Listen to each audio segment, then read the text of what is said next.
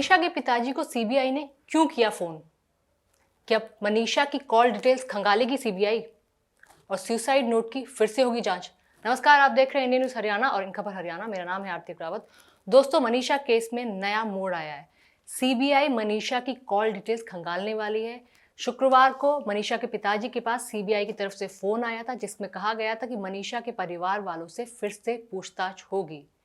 कहा जा रहा है कि सीबीआई को लोकल पुलिस से उलट बहुत सारे साक्ष्य ऐसे मिले हैं जो हत्या और आत्महत्या के बीच में उलझी गुत्थी को आसानी से सुलझा सकते हैं। साथ ही ये कहा गया है एम्स में जो पोस्टमार्टम हुआ था उससे भी कहीं ना कहीं, उसकी मदद से भी कहीं ना कहीं सीबीआई को मदद मिली है और इस केस को सुलझाने का एक तरीके से ये कहा जा सकता है जल्द से जल्द ये केस सुलझ सकता है। इसके साथ मैं आपको बता दूं दोस्तों, 24 सितंबर तक सीबीआई भिवानी में मौजूद थी। 24 सितंबर के बाद कई साक्ष्य जुटाने के बाद सीबीआई दिल्ली वापस लौट गई थी, लेकिन 2 दिन पहले मनीषा के पिताजी को सीबीआई की तरफ से फिर से पूछताछ के लिए फोन आया, जिसमें कहा गया है कि तीसरी बार मनीषा के परिवार वालों से फिर से पूछताछ होगी। और साथ ही साथ इस बार ये भी कहा जा रहा है कि जिस कॉलेज में मनीषा एडमिशन की बात करने गई थी, यानी कि जिस नर्सिंग कॉलेज में मनीषा एडमिशन की बात करने गई थी, वहां पर भी सीबीआई की तरफ से फिर से जांच होगी। इसके साथ साथ मैं आपको बता दूं दोस्तों, मनीषा की मौत के बाद जब 5 दिन बाद भिवानी पुलिस की तरफ से एक सुसाइड नोट जारी किया गया था, उसको भी पुलिस दोबारा से जांच करेगी कि आखिरकार ये सुसाइड नोट किसकी तरफ से लिखा गया था। आखिरकार पुलिस की तरफ से इतना बड़ा लूप होल या फिर ड्रॉबैक कैसे हो सकता है। उस सुसाइड नोट की भी फिर से सीबीआई जांच करेगी कि आखिरकार वो सुसाइड नोट किसी और ने लिखा था या फिर मनीषा ने लिखा था। लेकिन जो सूत्रों के हवाले से खबर है, सूत्रों के हवाले से जो जानकारी है, उसके आधार पर ये कहना बिल्कुल सही होगा, बिल्कुल सटीक होगा कि सीबीआई को लोकल पुलिस के उलट मनीषा केस में कई सारे ऐसे सबूत मिले हैं जो हरियाणा पुलिस पर भी सवाल खड़े कर सकते हैं। दोस्तों, मैं आपको बता दूं, 11 अगस्त को मनीषा हत्याकांड ने पूरे हरियाणा को एक तरह से झकझोर के रख दिया था, जिसके बाद 2 दिन बाद यानी कि 13 अगस्त को रिपोर्ट नहीं लिखे जाने के बाद एक सुनसान और वीराने इलाके में मनीषा की डेड बॉडी मिली थी। उसके बाद से पूरे देश में इस हत्या या फिर आत्महत्या जो एक के बीच में गुत्थी उलझ के रह गई थी, पूरे देश में रौष पैदा कर दिया था कि आखिरकार हरियाणा जैसे राज्य में ऐसा कैसे हो सकता है।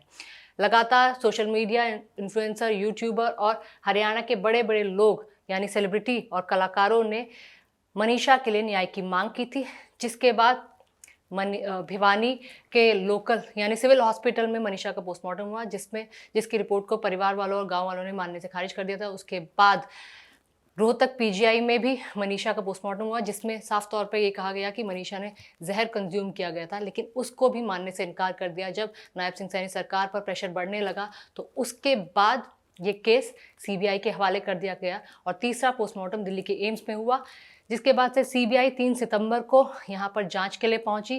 5 ऑफिशियल की एक टीम दिल्ली आई, जिसको दिल्ली से भिवानी आई, जिसको दिल्ली के ऑफिसर लीड कर रहे थे। उसके बाद से लगातार 21 दिन तक सीबीआई भिवानी में मौजूद रही। कई तरह के एविडेंसेस उन्होंने जुटाए, हर जगह, घटनास्थल से लेकर प्ले स्कूल जहां पर मनीषा पढ़ाती थी, परिवार वालों से, गांव वालों से, कीटनाशक जो बेचता था उस दुकानदार से और मनीषा के स्कूल के टीचर से, हर जगह उन्होंने पूछताछ की। कहा जा रहा है कि मनीषा स्कूल में, जिस नर्सिंग कॉलेज में एडमिशन लेने गई थी, वहां पर भी पूछताछ के लिए सीबीआई गई थी और कई सारे ऐसे सबूत मिले हैं जो भिवानी पुलिस यानी लोकल पुलिस पर भी सवाल खड़े करते हैं।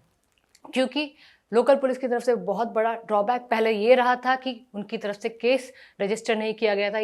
परिवार वालों को ये कहकर भेज दिया गया था कि किसी के साथ भाग गई होगी, शादी कर कर वापस आ जाएगी।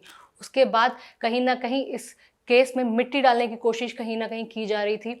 सुसाइड नोट का एक तरह से डायरेक्शन दिया जा रहा था, लेकिन सीबीआई का साफ तौर पर, जिस तरह सीबीआई इस केस में जुटी हुई है, क्योंकि एक तरह से साख पर इस केस को एक तरह से कह सकते हैं कि रख दिया गया है और सीबीआई पर भी सवाल खड़े हो सकते थे, क्योंकि प्रेशर सरकार की तरफ से भी था कि जो छोटी सी बच्ची जिसके बहुत सारे सपने थे, कहीं ना कहीं वो सपने पूरे होने से पहले ही टूट गए।